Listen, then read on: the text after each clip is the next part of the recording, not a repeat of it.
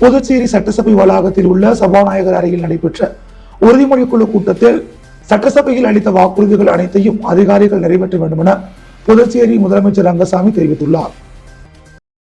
புதுச்சேரி சட்டசபை உறுதிமொழி குழு கூட்டம் சட்டசபையில் உள்ள சபாநாயகர் அறையில் நேற்று நடைபெற்றது. குழுவின் சேர்மன் பாஸ்கர் என்கிற தட்சிணாமூர்த்தி தலைமை தாங்கினார்.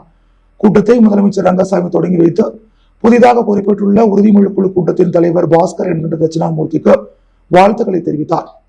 பின்னர் முதலமைச்சர் ரங்கசாமி பேசிய பொழுது, அனைத்து துறைகளிலும் சட்டப்பேரவையில் கொடுக்கப்பட்ட வாக்குறுதிகள் எவ்வாறு நிறைவேற்றப்பட்டுள்ளது, வாக்குறுதிகள் முழுமையாக நிறைவேற்றப்பட்டுள்ளதா அல்லது சில வாக்குறுதிகள் நிறைவேற்றப்பட முடியாத நிலையில் இருக்கிறதா என்பதை ஆய்வு செய்து சட்டமன்ற உறுப்பினர்கள் என்ன கேள்வி கேட்கிறார்களோ அதற்கு முழுமையான திருப்தி அடைகின்ற நிலையில் பதில்கள் இருக்க வேண்டியது அவசியமான ஒன்று. குறிப்பாக சட்டசபையில் கொடுக்கப்பட்ட வாக்குறுதிகள் முழுமையாக நிறைவேற்றப்பட வேண்டும் என்பதே அரசின் எண்ணம். மக்களுக்கு கொடுக்கப்பட்ட வாக்குறுதிகள் துறைகளில் உள்ள விதிகளுக்கு உட்பட்டு இருக்கும் போது அதனை உடனடியாக நிறைவேற்றப்பட வேண்டும் என்பதுதான் அரசின் எண்ணம். அப்படிப்பட்ட நிலையில் சட்டப்பேரவை உறுதிமொழி குழுவுக்கு புதிதாக தலைவர் தலைமையேற்றிருக்கிறார். அவர் கூட்டத்தை சிறப்பாக நடத்தி அதிகாரிகளிடம் சரியான பதில்களை பெற்று சட்டமன்ற உறுப்பினர்கள் கேள்விகள் வாக்குறுதிகள் விரைவில் நிறைவேற்றப்படும் என்ற நம்பிக்கையை உருவாக்க வேண்டும். புதிதாக பொறுப்பேற்றுள்ள உறுதிமொழி குழு தலைவருக்கு எனது வாழ்த்துக்களை தெரிவித்துக் கொள்கின்றேன் என்று அவர் பேசினார். தொடர்ந்து நடைபெற்ற கூட்டத்தில் கூட்டுறவு துறைகளான பான்லே கூட்டுறவு சர்க்கரை ஆலை, ஸ்பின்கோ உள்ளிட்ட கூட்டுறவு நிறுவனங்களை சிறப்பாக நடத்துவது குறித்த உறுதிமொழிகள் எடுத்துக் கொள்ளப்பட்டது. பான்லே பால் உற்பத்தியை அதிகப்படுத்த மானிய விலையில் கறவை மாடுகள் அரசு வழங்க வேண்டும். ஒருவருக்கு ஒரு மாடு என்ற விதிகளை தளர்த்த வேண்டும். பால் கொள்முதல் விலையை உயர்த்த வேண்டும். தனியாரிடமிருந்து பால் கொள்முதலை குறைத்து உள்ளூர் பால் உற்பத்தியை அதிகரிக்க வேண்டும். பான்லே நிறுவனம் அரசு நிறுவனம் அல்ல, அரசின் சார்பு நிறுவனம் என்பதை ஊழியர்கள் உணர வேண்டும். கையெழுத்து போட்டால் ஊதியம் கிடைக்கும் என்ற மனநிலை ஒழிக்கப்பட வேண்டும் என சட்டமன்ற உறுப்பினர்கள் வலியுறுத்தினர். கூட்டுறவு சர்க்கரை ஆலையை பொறுத்தவரை 2017 ஆண்டு முதல் லே ஆஃப் கொடுக்கப்பட்டுவிட்டது. இதுவரை தொழிலாளர்களுக்கு ரூபாய் 53 கோடி ஊதியம், லே ஆஃப், EPF உள்ளிட்டவைகள் கொடுத்துள்ளோம். விவசாயிகளுக்கு கரும்பிற்கான பணமும் கொடுக்கப்பட்டுள்ளது. இதன்படி மொத்தம் ரூபாய் 72 கோடி வழங்கப்பட்டுள்ளது. இன்னும் தொழிலாளர்களுக்கு செட்டில்மெண்ட் கொடுத்துவிட்டு ஆலையை மீண்டும் இயக்க ரூபாய் 20 கோடி தேவைப்படுகிறது. கிட்டத்தட்ட ரூபாய் 150 கோடி கடன் உள்ளது. இதில் ரூபாய் 45 கோடி பிப்டிக், பாசிக் ஆகியோரிடம் வாங்கியுள்ளோம். இதற்கான வட்டி ரூபாய் 80 கோடி ஆகியுள்ளது. அந்த வட்டியை அவர்கள் தள்ளுபடி செய்தால் ஒரு முறை செட்டில்மெண்ட் கொடுக்கலாம். இல்லாவிட்டால் அவர்களை ஷேர் ஹோல்டராக சேர்த்துக் கொண்டால் பணம் கட்ட வேண்டி இருக்காது. இருப்பினும் அதற்கு அவர்கள் ஒப்புக்கொள்ள வேண்டும். வெறும் சர்க்கரை உற்பத்தி மட்டும் நடத்தினால் மீண்டும் நஷ்டம்தான் ஏற்படும். கரும்பில் இருந்து கிடைக்கக்கூடிய எத்தனால் உள்ளிட்ட மாற்று பொருட்களை உற்பத்தி செய்தால்தான் லாபம் கிடைக்கும். எனவே அதற்கு முன்பாக ஆலையின் கடன் அடைக்கப்பட்டால்தான் அடுத்த கட்ட நடவடிக்கை எடுக்க முடியும். மீண்டும் இதற்கான கோப்பு துணைநிலை ஆளுநருக்கு அனுப்பி வைக்கப்பட்டுள்ளது. பான்டெக்ஸ், பாம்பே போன்ற நிறுவனங்களை கை தூக்கிவிட வேண்டும். அரசின் இதர துறைகளுக்கு தேவையான துணிகளை கூட்டுறவு நிறுவனங்களுக்கு அளிக்க வேண்டும். காரைக்கால், புதுச்சேரி அரசு மருத்துவமனைகளுக்கு பான்லே மூலம் தற்போது பிரெட் வழங்கப்பட்டு வருவதாக அதிகாரிகள் பதிலளித்தனர். தொடர்ந்து சுகாதாரத்துறையில் நிறைவேற்றப்பட்டுள்ள திட்டங்கள், மேற்கொள்ளப்பட வேண்டியவைகள் குறித்து ஆய்வு செய்யப்பட்டு விவாதிக்கப்பட்டது. கூட்டத்தில் அரசு கொறடா ஏகேடி ஆறுமுகம், சட்டமன்ற உறுப்பினர்கள் சிவசங்கர், அனிபால் கென்னடி, VP ராமலிங்கம், அசோக் பாபு, சட்டப்பேரவை செயலர் தயாளன், கூட்டுறவு பதிவாளர் யஷ்வந்தையா, சுகாதாரத்துறை இயக்குநர் ரவிச்சந்திரன் உட்பட பலர் கலந்து கொண்டனர். பிரதமர் மோடி தலைமையிலான மத்திய அரசு அறிவித்த திட்டங்களை புதுச்சேரியில் நடைமுறைப்படுத்தாமல் மாணவர்களுக்கு புதுச்சேரி அரசு துரோகம் அளித்து வருகிறது என அதிமுக மாநில செயலாளர் அன்பழகன் குற்றம் சாட்டியுள்ளார். புதுச்சேரி அதிமுக தலைமை அலுவலகத்தில் செய்தியாளர்களை சந்தித்த மாநில செயலாளர் அன்பழகன், பிரதமர் மோடி தலைமையிலான மத்திய பாஜக அரசு கொண்டு வந்த கல்வி உரிமை சட்டம் நாடு முழுவதும் பெரும்பாலான மாநிலங்களில் நடைமுறைப்படுத்தப்பட்டுள்ள நிலையில் புதுச்சேரி மாநிலத்தில் என்ஆர் காங்கிரஸ் பாஜக கூட்டணி அரசு நடைமுறைப்படுத்தாமல் உள்ளது வியப்பாக உள்ளது. தனியார் பள்ளிகளுக்கு ஆதரவாக செயல்படுவதுடன் புதுச்சேரி அரசு மாணவர்களுக்கு துரோகம் அளித்து வருகிறது என குற்றம் சாட்டினார். மத்திய பாஜக அரசுக்கு எதிராக புதுச்சேரி முதலமைச்சர், கல்வி அமைச்சர் ஆகியோர் செயல்படுகிறார்களா என கேள்வி எழுப்பிய அன்பழகன், புதுவை பல்கலைக்கழகத்தில் 25% இடஒதுக்கீடு மற்றும் மருத்துவக் கல்வியில் 50% இடஒதுக்கீடு பெற இந்த கல்வி ஆண்டில் முதலமைச்சர், துணைநிலை ஆளுநர் நடவடிக்கை எடுக்க வேண்டும் என வலியுறுத்தினார். இணைய வழி மோசடிக்காரர்களுக்கு வங்கி கணக்கு துவங்கி கொடுப்பது, வேறு வழியில் துணை போவது தெரிந்தால் சட்டப்படி நடவடிக்கை எடுக்கப்படும் என சைபர் கிரைம் போலீசார் எச்சரிக்கை விடுத்துள்ளனர். இணையவழி மோசடிக்காரர்களுக்கு அதிக பணம் பரிவர்த்தனை செய்ய வங்கி கணக்கு தேவைப்படுவதால் சமூக வலைதளங்கள் மூலம் பொதுமக்களை தொடர்பு கொண்டு அவர்கள் கொடுக்கும் வங்கி கணக்கிற்கு கமிஷன் தருவதாக ஆசை வார்த்தை கொடுக்கின்றனர். இதனால் சிலர் போலியான GSTN நிறுவனங்களின் பதிவு சான்றிதழ் மூலம் தங்கள் பெயரில் வங்கி கணக்கு துவங்கி கொடுக்கின்றனர். அத்தகைய வங்கி கணக்குகளை திறக்க சில கடைகளை வாடகைக்கு எடுத்து கம்பெனி துவங்குகின்றனர். ஆனால் அந்த கம்பெனிகள் பெயரளவில் மட்டுமே அங்கு இருக்கும். அந்த கடைகளை காட்டி பெற்ற வங்கி கணக்கு விவரங்களை இணையவழி குற்றவாளிகளிடம் கொடுத்து பணம் பெற்றுக் கொண்டு இணையவழி குற்றங்கள் செய்ய துணை போகின்றனர். Puducherry cyber crime inspector Thiagarajan கூறுகையில், பொதுமக்களிடம் கடைகள் மற்றும் இடத்தை யாரேனும் வாடகைக்கு கேட்டு வந்தால் அவர்கள் எதற்காக இடம் கேட்கின்றனர், அங்கு என்ன செய்ய உள்ளனர் என்பதை உறுதிப்படுத்திக் கொண்டு வழங்க வேண்டும்.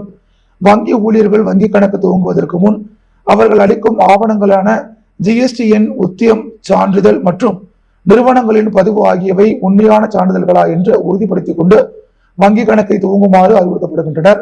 அத்தகைய GSTN உத்தியம் சான்றிதழ் மற்றும் நிறுவனங்களின் பதிவு அளிக்கும் அரசு ஊழியர்கள் அந்த சான்றிதழுக்காக விண்ணப்பிக்கும் நபரையும் அந்த இடத்தையும் முறையாக சரிபார்த்த பின் சான்றிதழ் அளிக்குமாறு கேட்டுக் கொள்ளப்படுகிறது.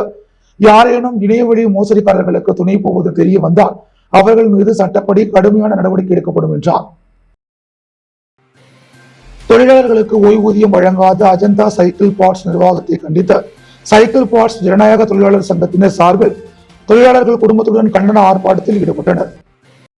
புதுச்சேரி தட்டாஞ்சாவடி தொழிற்பேட்டையில் உள்ள அஜந்தா சைக்கிள் பார்ட்ஸ் எதிரே சைக்கிள் பார்ட் ஜனநாயக தொழிலாளர்கள் சங்கத்தின் சார்பில் அஜந்தா சைக்கிள் பார்ட் நிர்வாகத்தை கண்டித்து தொழிலாளர்களின் பண பாக்கியத்தை கொடுக்காமல் தாமதமாக்கும் அஜந்தா சைக்கிள் பார்ட்ஸ் முதலாளிகள் மீது நடவடிக்கை எடுக்க வேண்டும் எனவும், தொழிலாளர்களுக்கு சட்டப்படி கிடைக்க வேண்டிய ஓய்வூதியத்தை ஆண்டு கணக்கில் ஏமாற்றி வழிவகை செய்யும் அஜந்தா சைக்கிள் பார்ட்ஸ் முதலாளிகளுக்கு துணை போகும் அதிகாரிகள் மீது நடவடிக்கை எடுக்க வேண்டும் எனவும் தொழிலாளர்கள் தாங்கள் குடும்பத்துடன் அஜந்தா சைக்கிள் பார்ட்ஸ் எதிரே கண்டன ஆர்ப்பாட்டத்தில் ஈடுபட்டனர். ஆர்ப்பாட்டத்தில் சைக்கிள் பார்ட்ஸ் ஜனநாயக தொழிலாளர்கள் சங்கத்தின் செயலாளர் ஜனார்த்தனன், சேகர், தேவராஜ், மூர்த்தி, ரவீந்திரன், ஜெயலட்சுமி, ருக்மணி மற்றும் சைக்கிள் பார்ட் ஜனநாயக தொழிலாளர்கள் சங்கத்தின் நிர்வாகிகள் பலர் கலந்து கொண்டு கண்டன கோஷங்களை எழுப்பினர். உலக சுற்றுச்சூழல் தினத்தை முன்னிட்டு புதுப்பேட்டையில் உள்ள அரசு பள்ளியில் பாஜக சார்பில் மரக்கன்று நடும் விழா நடைபெற்றது.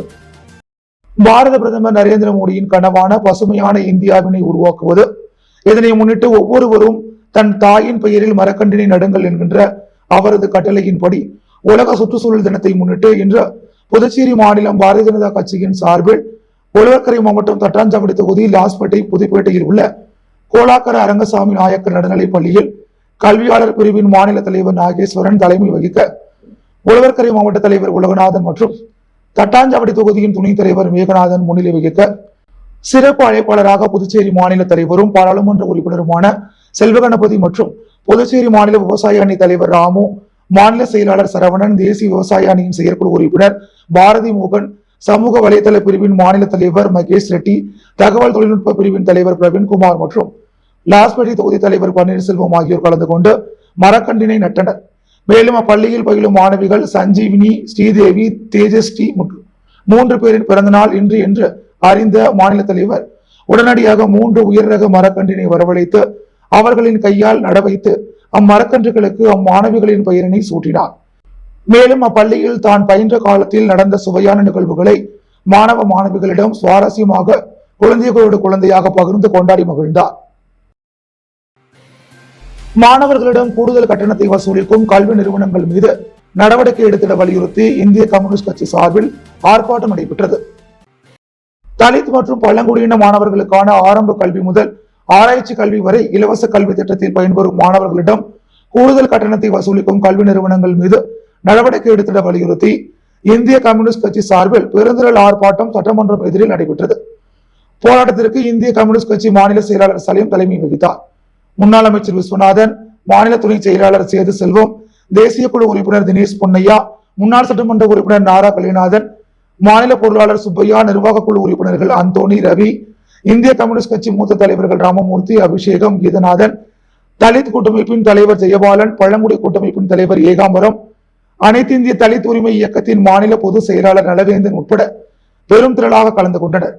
போராட்டத்தினை தொடர்ந்து கோரிக்கைகளை வலியுறுத்தி முதலமைச்சர் மற்றும் ஆதி திராவிட நலத்துறை செயலரை சந்தித்து மனு அளிக்கப்பட்டது. தொடர்ந்து நடைபெற்று வரும் மனித உரிமை மீறல்களை தடுக்க தவறிய காவல்துறையை கண்டித்து கம்யூனிஸ்ட், விசிக, திக மற்றும் பல்வேறு சமூக அமைப்புகள் ஆர்ப்பாட்டத்தில் ஈடுபட்டனர்.